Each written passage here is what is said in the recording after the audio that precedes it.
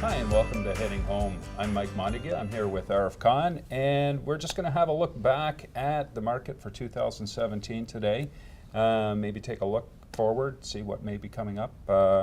What I've done prior to coming into the show today is pull up some statistics. But before we get to them, I just want to say in the first number of episodes we've done, we've had some great guests. Yeah, we've been fortunate. I've learned a lot. And we've been really fortunate. I think the whole point of the show was not for you and me, not for you especially, but not for you and me to come and sit here and give our opinions on exactly what's going on, but also to really engage with professionals in the industry, community members who are trustworthy, who have great reputations to be able to come in and us bounce questions and ideas off.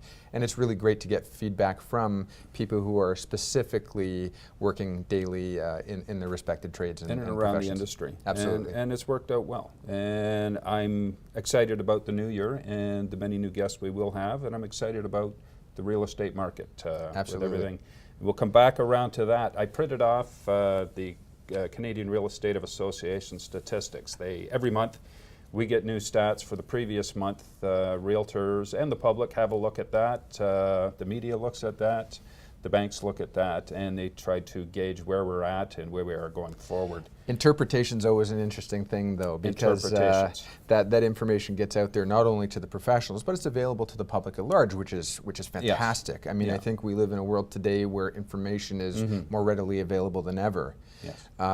Something that, if I might offer people as just an ounce of caution, is always make sure that you don't just take a snapshot and sort of camp out the rest of your life on that. It's important to qualify it. Well, there's short-term and there's long-term views of stats, and they represent a particular perspective. And as we go through them, we can touch on that, on how you may want to look at them. Yeah, how do you interpret it? Look at, Absolutely. One of the first, and maybe we'll pull that first slide up.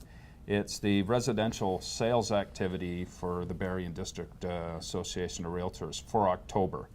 And if we look at that slide, we can see in the last bar, 2017, we're sitting at about where are we here? Just under 400, about 375 sales for the month. But if you look back to 2016 for the month of October, we were encroaching on 500 sales. So the number of sales is down from last year to this year. And you may look at that and try to figure out, there may be varying reasons why that is. What happens if you look at that as a single snapshot, though, Mike, as opposed to just looking at it sort of more holistically? If you look at it as a single snapshot without looking at the reasons why, then you're going to think, okay, is this the beginning of a trend? If we're down by over 100 sales this month, will that continue next month and the month after? And if you don't mind, though, if you look at it, I mean, that 2016 number was significantly out of whack with the 10-year average, right? It was. So 2017 is a lot more in line with the 10-year average. Yeah. So it's not so much that we took a drop. No. It's what happened in 2016 that was the abnormal. Percentage of listed homes is another statistic to look at. Where we were last year is we had less inventory, strangely enough, than we do on the market this year. But we had a different attitude going into October last year.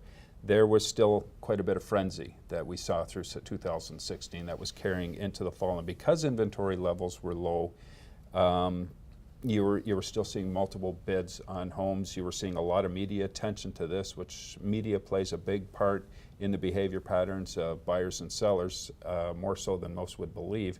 And again, media oftentimes bases their big bullet point headlines on statistics. So this document here, narrow snapshots. This graph here, though, that we're looking at, is that solds or is that listings? That's active listings for the month of October. So, overall activity is down. Typically, over last month, the number of active homes or the number of sales is down some, but that is seasonally traditional. Between September, October, November, we do tend to have a quieter market, and then it picks up again. For homes that don't close before the Christmas season, for example, a lot of people want to know that they're going to be in their home over Christmas, or they don't want to be moving over Christmas. It. If they haven't done something by now, the majority of people are thinking, I'm going to wait till the spring to list my house and start So that's a natural searching. pattern. That's a natural pattern. And then you get into the spring, which is the busiest market. And that's for a number of reasons. The primary reason is young families who have children, they want to time a move over the summer months when the kids are out of school. If they're going to move to a different area, take your kids from one school to go into the next, you don't want to do that in the middle of October. Perfect, but let's talk about the one outlier. And if I'm not mistaken, correct me where I'm wrong, what we didn't see that was normal was the post-Labor Day holiday ramp up. No, because we were already there. We were still seeing, actually no, I have to think back on that. It was just a couple of months ago. I think people were angry. We had come from a busy spring into a bit quieter summer, and that continued to get quieter. A lot of things were happening over that time. We were getting a lot of directive from the government trying to influence market activity. Oh, I want to talk about that today. Interest rates were starting to climb. We had a stress test that had been put in place, meaning people who had less than $25,000 to put down on a house didn't have to qualify for the mortgage rate they were getting. They had to qualify at 4.8%, almost twice as much. Yeah, you know what's interesting though? I think that the stress test is done, if it's done one thing, it's created unnecessary stress. Yes, I mean, honestly, it's not a stress test as a standalone. There's so much uncertainty. One of the things that I hate to say it, and doesn't matter who's in government at the time, one of the normal trends that we seem to see is they announce initiatives, but they don't announce the details of the initiatives, or they announce an initiative, but they don't know how they're going to roll it out. So there's a lot of uncertainty that creates because, again, we got the headline in the media, but we don't know the details. Yes, and I want to come around to that when we get to our final slide here, which focuses just on average prices. I want to touch back on that. For sure. Cause and effect of government interfering with the market. Okay, we're not going to have time to go to a second slide just yet. We'll pick up the second slide when we come back. So let's talk about, just for a moment here, what are the things that we want to talk about for the next 20 minutes? I think it's about making sure that our viewers understand where we are, understand how we got there, maybe cause some internal dialogue and ask some questions. Yeah. Because again, the bullet points or the headlines themselves alone don't do anybody any real justice. And then how do we interpret that? What can we maybe forecast going into the future? And I think if there's one thing that we do right now before we go to a break and before we get into the next segment, I think it's important for us to stipulate really clearly, these are our opinions. These are Mike's and my opinion. This is how we're interpreting what's going on in the marketplace. The statistics are cut and dried, but it's our interpretation of those. And it's important that anybody watching should certainly speak with their accountant, should certainly speak with their lawyer, should certainly engage a realtor, should certainly engage a mortgage professional, licensed mortgage professional. And apply your own intuition to it. And yeah, take your information. How does it fit into your particular scenario? I think that's truly important. So when we come back from the break, we're going to pick up and go into some more detail. We'll see you on the other side.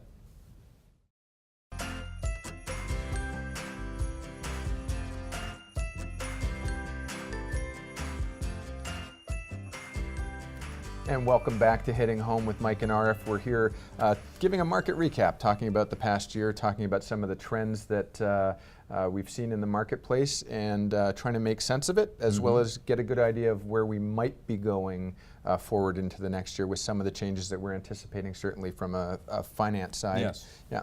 Now, I would love for you to give us the perspective of a mortgage broker on market activity and why and how things are happening the way they are. Sure. You know, what's interesting, there are a lot of things that come into play, in my opinion. I mean, we at any given time when you're looking at entering into the marketplace, you're looking at a holistic perspective. You know, what can a person, it doesn't matter what the prices of the houses are, it's what can somebody afford. Yes. So as dynamics change, as the economy changes, as the strength of individual household incomes adapt and change to the market, obviously so does your buying power, and so does, you know, obviously your credit history and things like that come into play. So how is that coming into play in this fourth quarter here of the Barrie real estate and Simcoe County real estate market, and as far as you're seeing? I think the market's reflective of some uncertainty. Clearly, we've been getting guidance from government that there is a concern that there's a concern that they want to avoid and avert risk. And I have some my own personal critique of that, if you will. Yeah. I think what the government has done is said, listen, you know what, we think prices are getting out of hand. We're going to artificially manipulate and try and bring that back under control.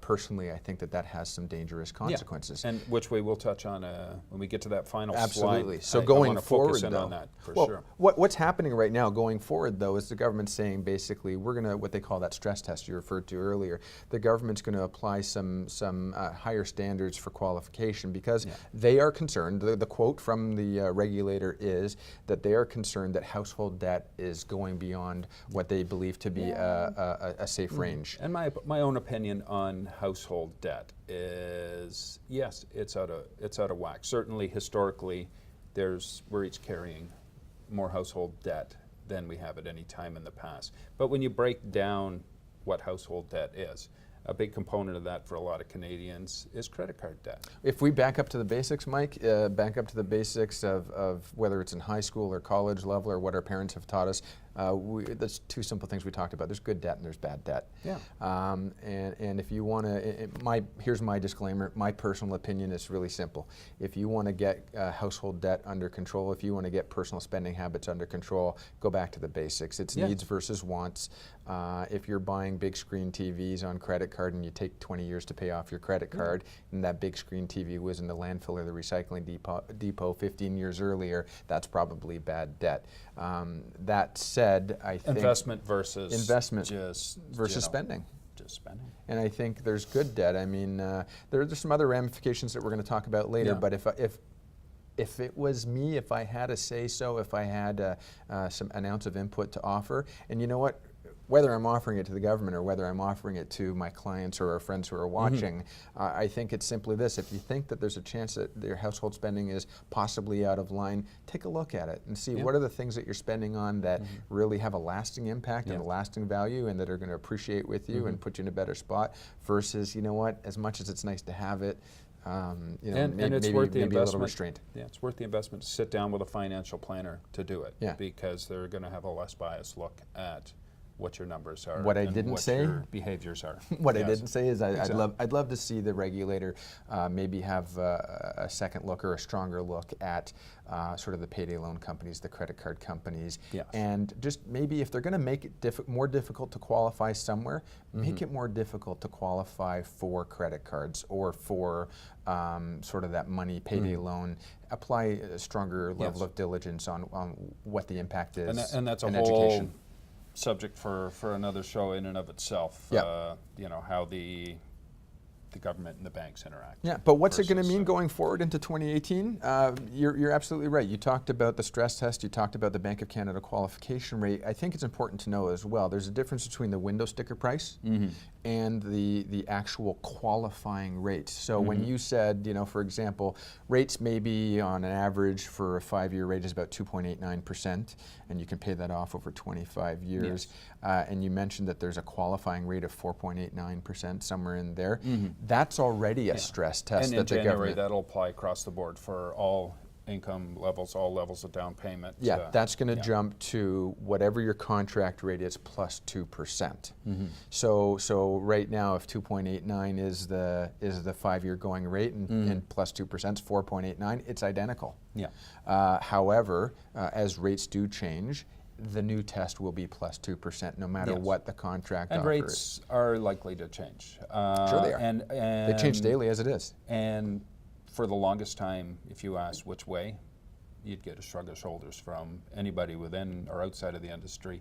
Now I think we can say with a little more certainty if there is a change or when there is a change, we're likely to see rates climbing a bit. Some have said as high as 4%. So let's look at that. Year. I mean, I think what we said, I mean, the purpose of you bringing on the graphs and the charts is not just to look at what's happening today, but also let's look at the year over year. Let's look at some of the 10-year averages, the historicals, and I think that's important to apply that to finance as well. If you want to look at rates and qualification rates, we're still at the all-time low. I mean, it doesn't matter whether they go up a half point or not. Over a 25-year, it wasn't so long ago rates were 7% or 19%. Yes. Right? No, so, which is, with the price of homes right now, that would be just catastrophic if we had rates. So, and the government knows that, and the banks know that it's you have to keep them within a reasonable. I doubt we'll ever see in our lifetime rates above 5% again, but that's again just my own hunch on that, because the ramifications of such an increase would far outweigh any gains the banks would get from the economy's fickle. The economy's sensitive, and we did just a little bit of our own numbers real quick, and we're not talking about the 2% cap, because I honestly asked you this believe over coffee this morning. Yeah, yes. I don't drink coffee. Well, I had a coffee, you had a tea. Okay. All right. So, but pinky's up. But bottom line is, we said, well, what would happen if we went from 2.89% to 3.89%? Yeah. And that would be, again, on an average price, $500,000. Average price of $500,000 home spread out over 25 years. 2.89% was $23.38 a month. 3.89% is 1 percentage point more. 1 percentage point more. Same terms otherwise. $500,000 home. 25 years amortization. $2,600 a month. A difference of 10%. Just about 10% difference. Yeah. For that, which in terms of dollars per month worked out to about 230 some odd. Yeah, 230 times 12. That's a vacation for you and your wife every year, that difference. So a good argument for buying sooner rather than later if rates are likely to climb. Let's come back around to the slides here. And residential new listings for October. The number of new listings is up. We're encroaching on 700 new listings for the month of October. Which is up from about 630, 640 this time last year. And over the 10-year span, you can see we're certainly above the median or the 10-year average.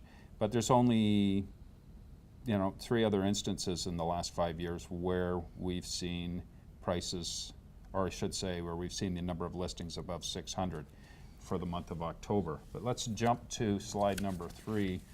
Which is residential active listings for October. That's the total number of listings, those that listed in October and those that were already listed and carried forward.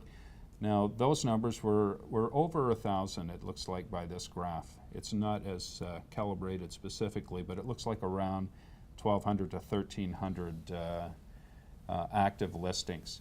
In and of itself, that's not a big deal. If you look over the 10-year period, that's lower than most years going back over to 2008, but it's still dramatically higher than last year. In 2016, we saw far fewer homes on the market, yet the number of sales was up. It was skewed, and that was what began the frenzy that carried on into the spring. My words were hysteria. My words were hysteria. When we come back, though, after the break, let's actually talk about that, because I think that's really interesting to see where the pressures were, where the price points were, and how we interpret it. Yeah. So we'll be right back. As well as that, we will look at the... Apparently not. As well as that, what? As well as that, we will look at the residential average price of homes for Barrie and area over the last 10 years, looking at where we are now and where we've gone in the last, over the course of 2017. You heard it when we come back.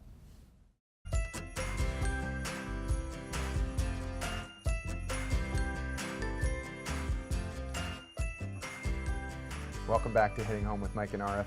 We've been talking about the year we've had and what people can expect going forward into the next year, and trying to shed a little bit of light and understanding on how things come to be, and really give people an idea of when you get away from the headlines and when you get away from sort of the knee-jerk reactions that we often see, it doesn't matter what the marketplace may be, how do we step back, normalize it, rationalize it, and apply some good common sense to it all. And keeping in mind, when you're looking at those news headlines, oftentimes the focus with the national papers especially is the bigger markets, Toronto, Vancouver. Sure.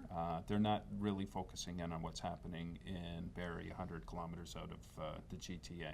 I think that's important, by the way. There's an impact, but there's a big difference. When the headline has a shock value like this, it's typically focused on Toronto. The ramifications in Barrie are probably more like this. And I want to bring us around, and there's so much we could talk about that ties in with our prices, where they are now. And if we can go to that final slide, number 4, you can see, if you step back, and often stepping back is a good way to gain a good true perspective. You step back from that, and you can see in a general way prices have continued on an upward trend. And I want to touch on that too. And I talked to people recently. They say, it's too late to get into buying real estate as an investment right now. I mean, prices have peaked, but we've been saying that forever. And we're at the beginning of a new cycle. That's what's happening here. Prices peaked in 1980, they peaked in the 90s and the 2000s, and they've peaked again now. They'll level off for a while, it'll get quiet, people will regroup, and the new norm will sink in, and then we'll see the market activity continue. Prices will go up again, and 5 years from now, people will look back on 2017 and go, if only. How many times have you looked at it and said, you know, and I remember looking at the last couple of homes that I've bought, and saying to myself, ooh, you know, I'm gonna really, I don't know if I can justify going that high. I mean, you know, who the heck would want to spend $250,000 on a condo or on a home, et cetera, and then a couple years later, and actually not doing it. And then a couple of years later, kicking myself and saying, and that's not doing, can you imagine if I'd only bought that, where we would be today? So hindsight, you know, anyway. Yeah, and that's not to encourage people to buy beyond their means at all. It's if I can give a disclaimer, it's really this simple.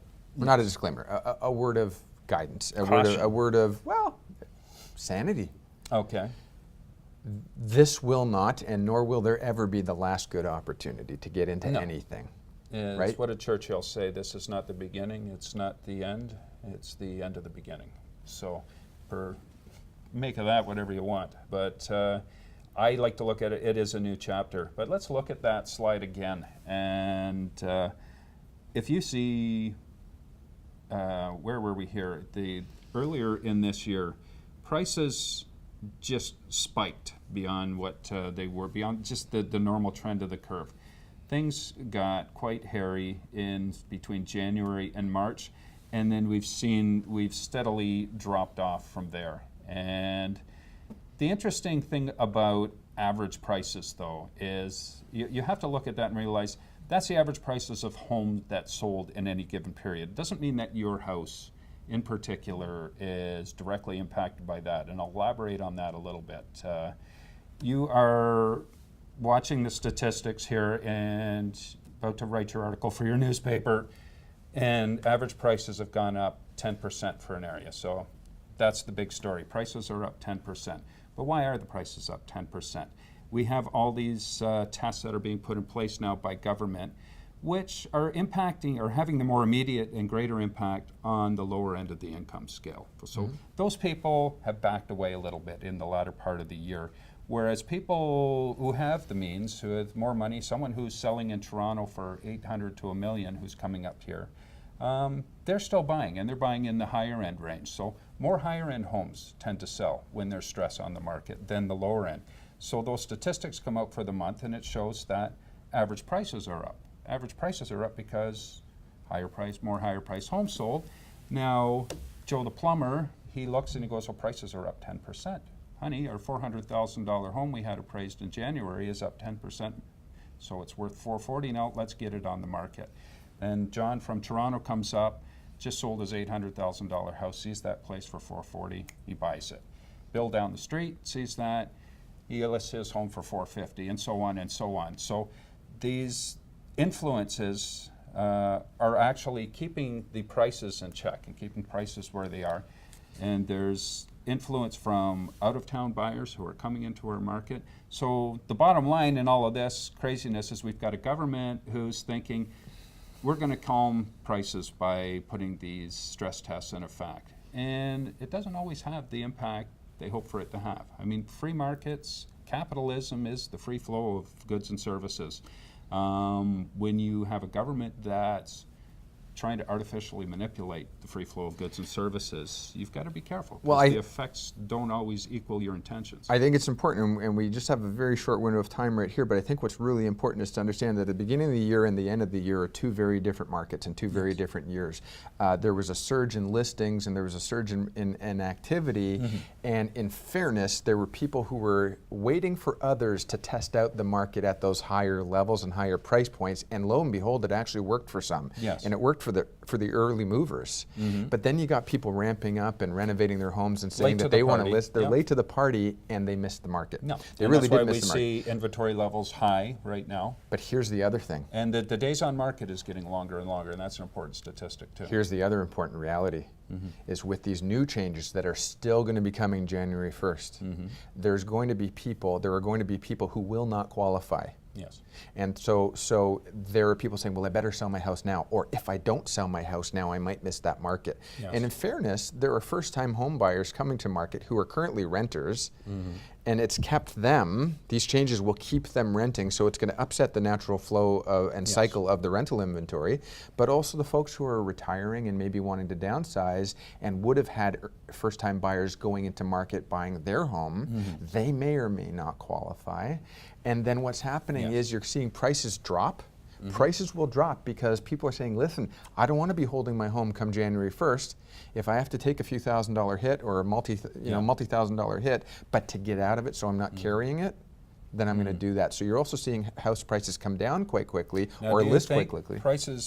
Average prices have dropped. Do Yes. you think they will continue to drop at the same pace as they have for the past 2 or 3 months? Well, Now, here's the thing that we keeping didn't in touch. mind- We've only I got ju- 1 minute. Yeah, but I do want to reiterate though that prices have dropped, but we're still far above the price we were at a year ago and 2 years ago. And that's the point of your graph. Yes. The point of your graph is to show us that if you look at it clearly, you'll see that the market fluctuations, we saw some spikes. Those were artificial. And we've those dropped were from knee-jerk reaction those spikes. Those spikes. And where we are today, Yes. we're still pretty much on the norm. We've only got 30 seconds left.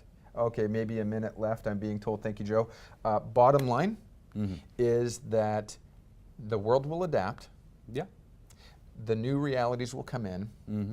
People will hopefully get good advice from people who are informed and educated as to what those changes are. Whether you agree with them or not is really irrelevant. That's what the changes will be. And home ownership, if I might just cap on that. best and Sorry best for it's still better than the 2% you're going to get from your T-bills or your Canada Savings bonds, and it's far more fun being involved in home ownership. And locally here as well, it's also important to realize that our local market, with infill development, with new homes coming on stream, the inventory will grow, the new inventory will grow in the south end, and we'll also see some infill development, and that's going to even out the market as well, temper the market. For sure. Final thoughts? For home Final ownership thoughts? is still better than paying someone else's mortgage as a tenant onwards and onwards. Everything you can do to scrimp and save, get yourself, even if it's what used to be a 6-month plan is a 5-year plan, start it today. We'll do more in the just one more thing, and if you've got questions or comments for us, email hittinghome@gmail.com. Yes. And thanks very much. We'll see you next season. Thank you.